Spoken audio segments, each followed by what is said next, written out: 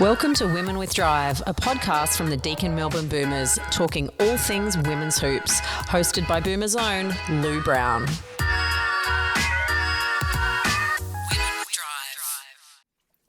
Hi everyone, and welcome back to another episode of Women with Drive, a podcast brought to you by the Deakin Melbourne Boomers.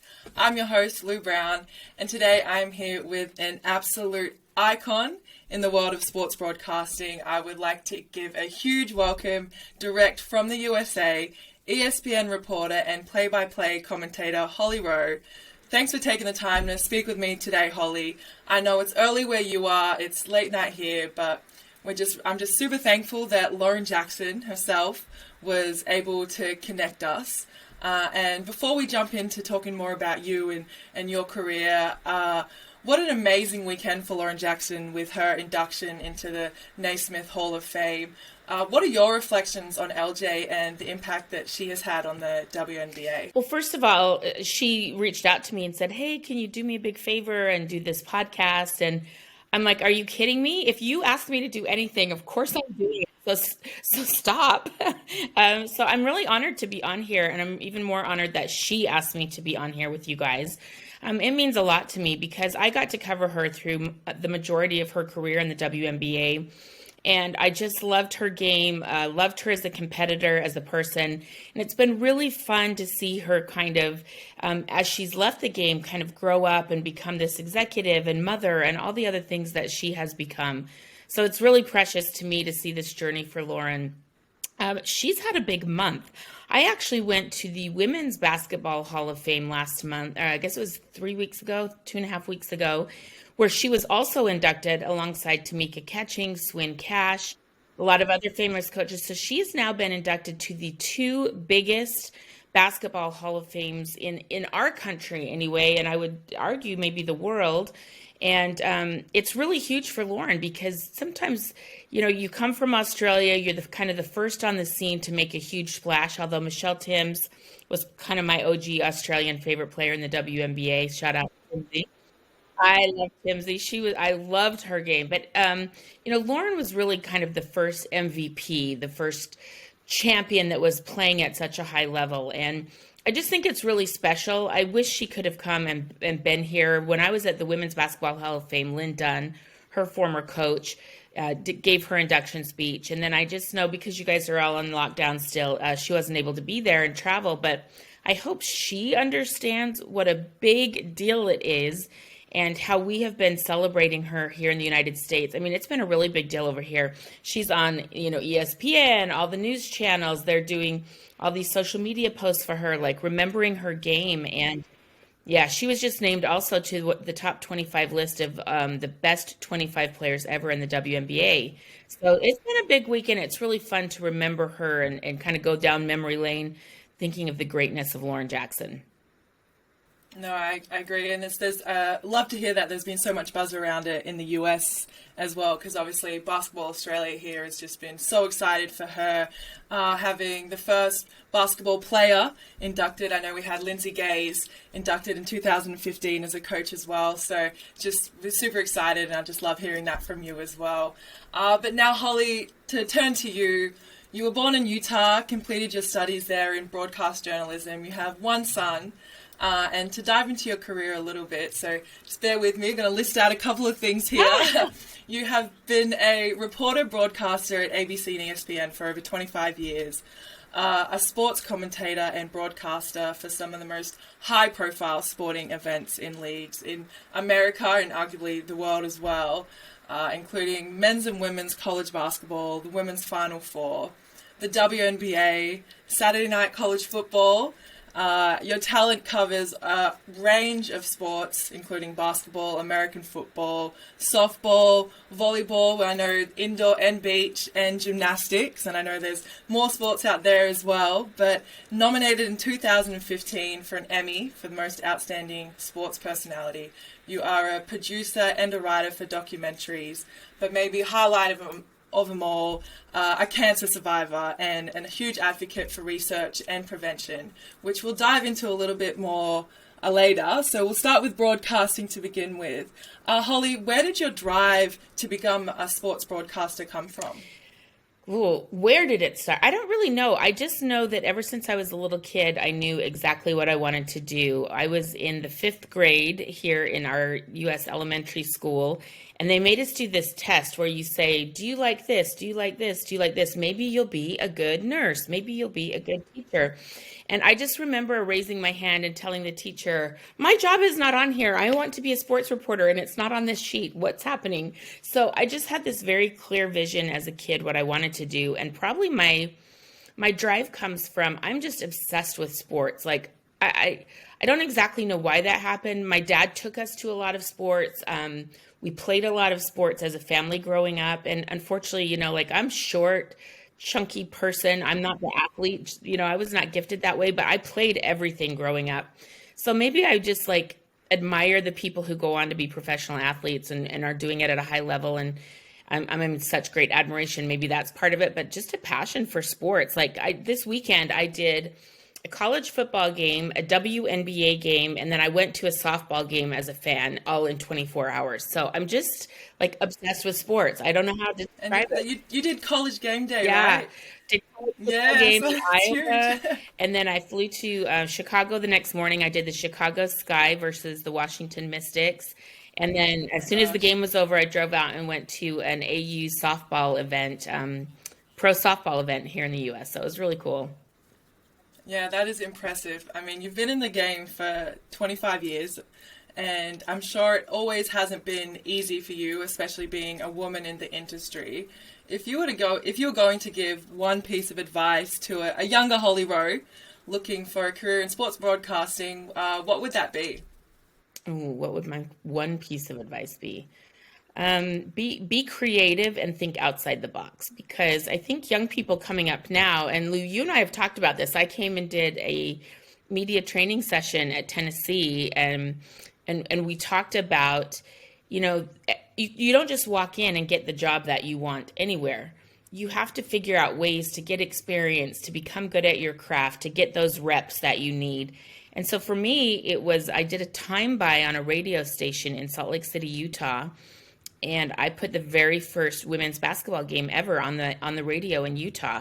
And the reason I did that, and I went out and sold the advertising time myself, was so that I could have the opportunity to be the announcer, because no one was doing the women's events. And so I started out really young in my career looking for opportunity of where could I fit in and get repetitions. So I would say made your own lane. Yeah. Yeah, incredible. I read a little bit where you spoke about a life mantra that you have adopted, and it was a quote that was shared to you by a legendary football coach by the name of Frosty Westering. And that was, make the big time where you are so you're not always chasing the big time.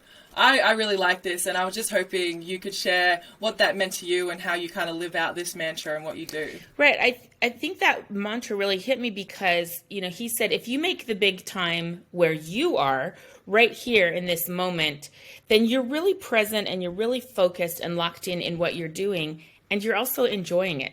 So he was a Division III football coach, which is kind of the lowest division here in the U.S. No scholarships, not a high level of attention on them. And he coached there his whole career. And so he made the big time where he was, and he ended up winning a national championship and being one of the most successful coaches ever. And he told me that back in like 1999, 2000. And it just stuck with me because I think I see so many people, and Lou, maybe you are like this too, where everyone's chasing the big time. Well, I'll be happy when I can get that next job, that next promotion, that next contract, that next higher level team, or that next MVP. Then I'll be happy. And I just think it's been a really good lesson of, no, I'm going to be happy now doing what I'm doing right this second, because this is the big time where I am right now. No, and you absolutely are in the big time, especially we're here to talk a little bit of women's basketball, but women's basketball in particular. But I think that bit of advice is very prevalent to the society that we live in today, when, you're always trying to chase something that is online, social media, that may not be within your depth. Women with Drive. We'll get to talking a little bit about basketball just in a bit, but before we do, you have been public in your fight with cancer and a wonderful advocate for cancer research and treatment. you were first diagnosed in 2015 with desmoplastic melanoma, which is a very rare and aggressive form of skin cancer. Can you share with us some of your journey with cancer and how it has impacted your life? Yes, I'm glad you asked me about this because, people in Australia, this is something you would need to be very aware of. I was that dumb young girl that would go tan. I would go to tanning beds. You just wanted to be tan. And I got just a spot on my chest, and I went in to see if they could take it off. And they did a biopsy, and it ended up being this very rare form of cancer. And at the time I thought, oh, it's no big deal. They'll just cut it off. I'll be fine. And I was very cocky about it. And it ended up spreading to my lymph nodes in my right armpit. I had a big tumor there. They had to totally reconstruct my whole upper body, take that out. Then it spread into my lungs. And then I was like in the fight for my life. And so I didn't really know that melanoma could spread into your organs. It can go to your brain. It can go all through your body. And I think that those of us who love the sun, and I know Aussies are in that category, we're just naive. I had no idea that skin cancer could kill me and that could be so deadly. So it's been a really tough challenge. I was in chemotherapy every 21 days for 3 years. And that's really hard. My body's just now recovering, but I'm doing well now. My tumors are disappearing through this great immunotherapy that we have. But I guess my message is just please cover up in the sun. I had no idea that it could kill us, but it's deadlier now than it's ever been. And for young women, even young men that might be listening to this, one time in a tanning bed can give you a 50% chance to get melanoma. And so it's just... I keep seeing all my young WNBA players out tanning and at the pool. And I'm like, oh gosh, I wish I could just tell you what's going to happen in 20 years to you, so be careful, everybody.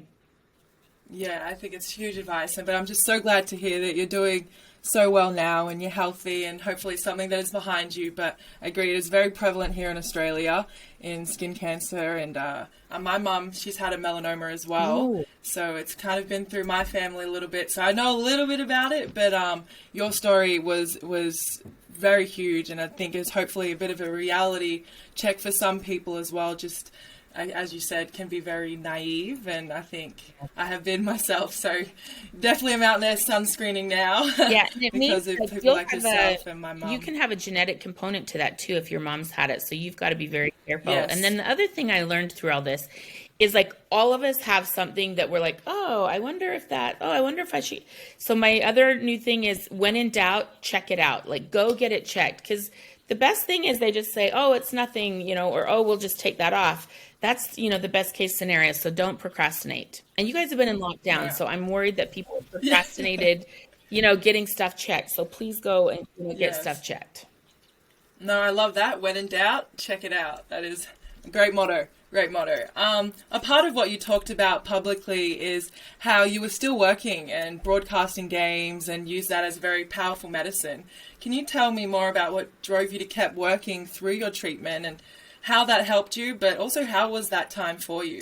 I look back on that time and I'm like, man, what a nut job. Like, why did I just keep thinking I had to work all the time? Like most people get cancer or get sick and they stay home or whatever. But for me, I felt like I had to have little goals of, okay, I've got to get well enough so I can go cover this game. I've got to get well enough to be back in time for college football season. So it kind of was a way for me to set little goals for myself for survival. Like I just had to keep going and moving forward so that I didn't just cave in, I think sometimes you can cave in mentally and emotionally when you have a tough diagnosis. So for me, it was a survival mechanism, but also I had this really intriguing moment where one day at a visit with my doctor, he said to me, you need to start thinking about how you're spending your time. And that was his very pleasant way of saying, we're not sure how this is going. We're not sure if you're going to make it, because tumors in your lungs that are inoperable are deadly. And, that just hit me in the face. And I was like, oh, wow. I don't think I ever thought I was going to die from this. It just shocked me. And so I went home that day and I sat on my couch and I just closed my eyes.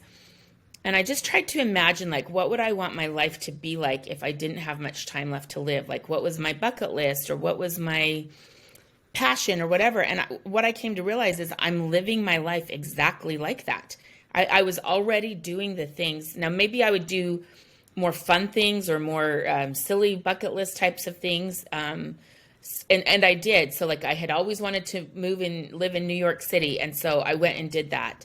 I wanted to learn to play the piano again. So I played the piano and I got in a little band, a girl band, and we had a little concert. And, so I did some bucket list things like that. But my true passion was my son, hanging out with my family and going to games. And that's what I did to keep going, and how I spent my time when I wasn't sure how much time I would have left. And, thank God this immunotherapy is shrinking these tumors. And, I'm just really blessed to have more time, but it's a sobering thing of like, how are you spending your time in life? Make sure it's what you love doing passionately. And then I also learned, like, every single day you should have some joyful moment where you are like stopping and like, oh my gosh, this is so great. And so I started keeping a little joy journal of what was bringing me joy every day. And that kind of changed my outlook as well. Yeah, I love that. We're in lockdown now, so I think that's also a huge message we could take, kind of seeing what can we do, right, rather than what can't we do. I know you have connected with a lot of others as well, and in particular a couple of athletes. I know you met Tiana Mangakahia as well, who battled breast cancer. Why is it important to you to connect with others maybe going through a similar journey? Well, it's a really intriguing story with Tiana because, obviously I heard that she'd been diagnosed with breast cancer, and I was just shocked that such a young, athletic woman could have breast cancer. It's just sobering. And so I actually reached out to her on social media, and their basketball folks put me in touch with her. And we just became friends through like Instagram. It was such a funny, weird thing. And then this past March, I finally got to see her in person and play in person. And it just meant a lot to me. We both started crying and just hugged each other, because I think you bond with people who are going through something similar. No one can understand how scary it is, how frightening it is, and how horrible you feel after chemo, like just all the terrors of having cancer, except for other people who are going through it. And so I just feel like it's this bond. And gosh, I'll get musty talking about it, but for me to come and see her play in person, her last game in college, I got to be right there watching her play, covering her game. And it meant a lot to me because she and I had been on this full circle journey together for several years. And for me to be there courtside covering her game, it was precious. And I know after that game, she was very emotional and said, I'm not the player I used to be. And I think it's been really hard for her to not be who she used to be, like not be normal again. But what I say to her is she's alive, and that's what is important, and that's what matters. And once you've gone through this journey with cancer, you'll never be the same. And so, learning to love your new normal is hard. I've got all these scars. I've got this weird issue. Like, I can't find shirts that, there's all these weird things that people on the outside never see, that we struggle with from all of our cancer problems. But I just want her to be joyful and love that she's alive and living and loving. And I know she is. Yeah, I just think that two amazing women. I can't even begin to imagine what either of you guys have had to battle, but you guys are huge role models, and I love your story. It is such an inspiration to so many.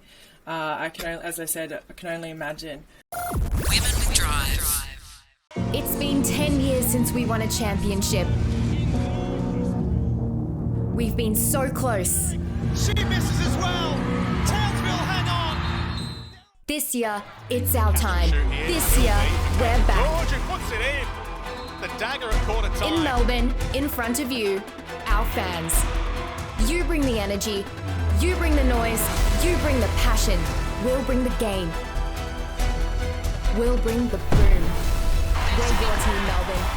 Let's do this.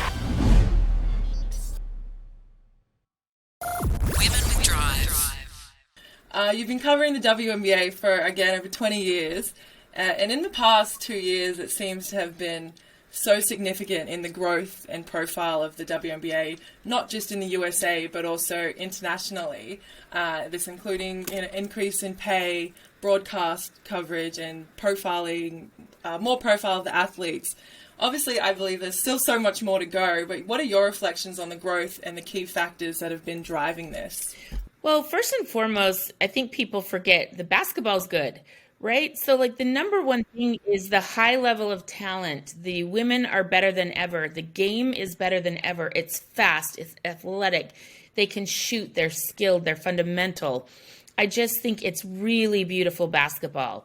And number two, I feel like it's like people have opened their eyes and we're having kind of this wave of inclusive thinking where we are opening our eyes to, gosh, why have people been negative about that? And I just think that the time is right. If you really look back in history, it took the NBA 25 years to really gain traction and become what it is today. And we're right at 25 years with the WNBA. So, yeah. So I feel like it's this tipping point, right? Of like, oh, it's finally people appreciating it instead of fighting back against it. And, you know, there's so many great Australian players who've come through, you know, Sandy Brondello, Michelle Timms are a few that I've talked about. Leilani Mitchell, shout out to my fellow Utah Ute, who's been so good. There's Alana Smith, you know, I can name Ezzy Magbagor. There's so many kids in the WNBA right now that are so good. And I hope that some of that trickled down. I started following, when I was in the bubble last year, I did a podcast with Megan Huswaite. I hope I'm saying her last name right. And so I got to be kind of like Instagram friends with her. And so now I'm really following the WNBL a little bit closer. And following what happens when people go home to Australia to play, you know, because a lot of people left straight from the WNBA bubble and then went to Australia to that bubble. And it was a challenge for those people. And so I paid really close attention to that, and I've been getting way more into it. But I just think the time is right. People are not so sexist towards women. I think we're all trying to uplift and accommodate Black women more. And shine a light on their beauty and strength and you know, spectacular beings. And I don't know, the timing just feels right to be a little more open, a little more accepting, and a little more loving. And then I also think the thing that happened in the WNBA bubble is we saw what leaders these women are. I mean, they flipped the U.S. Senate. I don't know if you guys in Australia understand. They supported a candidate in the Georgia Senate election that changed the balance of power in the Senate for voting in the United States Congress and government. So, you know, the WNBA women have figured out that when we are collective and use our voices together, we're pretty strong. And it's really been beautiful to watch. It has a WNBA has created such a platform, and then so many players that have found their voices and using them for change and equality in such a positive way. It is such huge role models within the WNBA for so many in the younger generation. And as we mentioned, there's a lot of Australian players that have a great legacy in the WNBA, and we have a couple of WNBA players coming to the Melbourne Boomers as well, in Lindsay Allen and Tiffany Mitchell with Indiana Fever, so we're super excited to get them over here as well. But, you know, some of the Australian greats, we have, you mentioned Michelle Timms, we have Penny Taylor. Oh, Penny Taylor, I missed Penny Taylor's a huge one. Please don't let me miss Penny. She is absolutely, no one played harder. No one played harder. I mean, she and Tamika Catchings, I would say, are the two players that played the hardest I've ever seen in my life. And not only that, she's just a beautiful, spectacular human. Penny Taylor is like one of my all-time favorites ever in the WNBA, regardless of Australian or American. And, you know, I got to cover her. I got to do her last game. She played in, and it was very special. No, please do not let me forget Penny, because she, you know, I forget she's here in the U.S. I think maybe that's why my brain. Yeah, when we talk about the greats, I had to speak her name. She's a huge role model of mine growing up. We played at the same junior clubs, so I'm always like, I played with none of my expectors. Yes. Same as Penny Taylor. I love Penny. And then Ezzy. I want to talk about Ezzy. Yes. Picture up here. So Ezzy Magbagor, I just met her last year for the first time, and she's playing with the Seattle Storm. And oh my gosh, like, I don't know how to say it right, but like baby greatness, I guess, like, she's so young, you know, I think she just turned, baby goat, 20, 21 years old, but the game is there, and she is just going to keep blossoming and blossoming. And I already see her doing stuff with her frame in the WNBA. I mean, last year in the bubble, there were a couple of plays because, you know, it was really quiet in there. There's no one in there. I'm the only media person in there. And I would just like gasp out loud, like, oh, you know, and I'm like, oh my gosh, Ezzy. So she's really growing. Even this year, I can see the strides she made from year 1 to year 2. And honestly, the only limitation I see right now, and I talked to her a little bit about it, is just staying on the floor. She's very physical and she gets into foul trouble sometimes. So just learning to play in the WNBA with that physicality, but without getting called for fouls. Like, that's her next step to greatness. But gosh, she's fantastic. She is. I'm super excited to play with her. So you have to make sure you tune into a couple of our games this season. I will. I want it as soon as this pandemic's over, I'm coming to Australia. You have to. I got obsessed during the stay-home lockdown quarantine with Australian TV. I found this app, and so I was watching all the Australian shows. And then when our election was going on, I was like, okay, if a certain person gets elected again, I'm fleeing the country. I just can't take it anymore. And I looked at property in Australia. So you have a me, and don't be shocked if you look up and see me at one of your games next year. No, we absolutely love that. I know we would take very great care of you here. Oh, so you wouldn't have to worry about that. But finally, the WNBA playoffs are right around the corner. Aces, Suns, and Storm are looking strong. Phoenix have the big three in Diggins, Brittany Griner, and then Taurasi. Hopefully she's back playing. But what are your predictions on to who may make that championship run? Well, the team that looks the best right now and is the number 1 overall seed, which is a double bye, is the Connecticut Sun. And if you'll remember, back in 2019, they were just a couple of points away from winning the WNBA championship. It went to 5 games against the Washington Mystics. A really hard-fought Game 5. Eleni Delle Donne and the Mystics came out on top. But the Sun have been right there. And, last year was a tough one for them in the bubble. They did make it into the playoffs in advance. Alyssa Thomas was a beast for them. But Jonquel Jones, a player from the Bahamas, keep your eye on Jonquel. She is playing the best. I think she's probably going to end up being the MVP of the WNBA this year. And they are on a mission. They have this window of this young group that's kind of grown up together and this championship window. And they have a sense of urgency that is just, you can feel it. So I would say that the Sun right now are the favorite. The Aces, I would have said, are the favorite, but, Liz Cambage's been out. She's been kind of up and down with her contributions, and that changes their team a little bit. They're playing very well. They have moments of greatness, but I just think Connecticut looks a little better right now. And then the other question mark out there is Phoenix and Seattle. A lot of this depends on the health of both teams. So Diana Taurasi's out right now with an ankle injury. And Brianna Stewart's out with a foot injury, maybe an Achilles soreness is something that I'm hearing. And so who's healthy? It's been a long season. The Olympic break was really long and difficult for everybody. So who's healthy and playing their best basketball? And right now it's Connecticut Sun and Las Vegas Aces, in my opinion. Yeah. Well, I hope, they get healthy and can bring the best teams to WNBA playoffs. But regardless, it's going to be super exciting.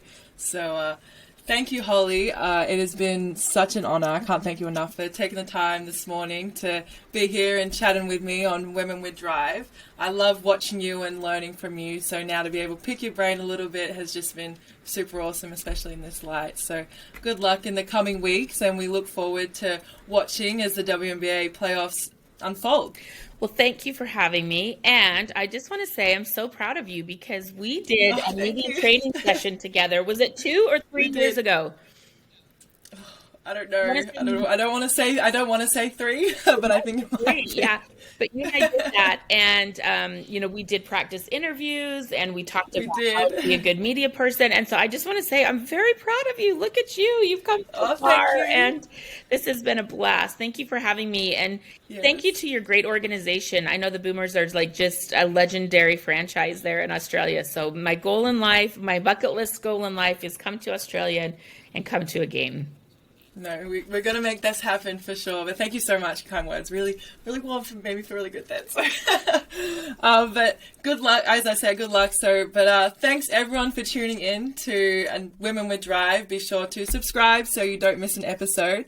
I will see you next week where I'll have a chance to chat with Melbourne Boomers' own recent first-time Olympian and about to enter her second WNBA playoff campaign with Seattle Storm, Ezi Magbagor.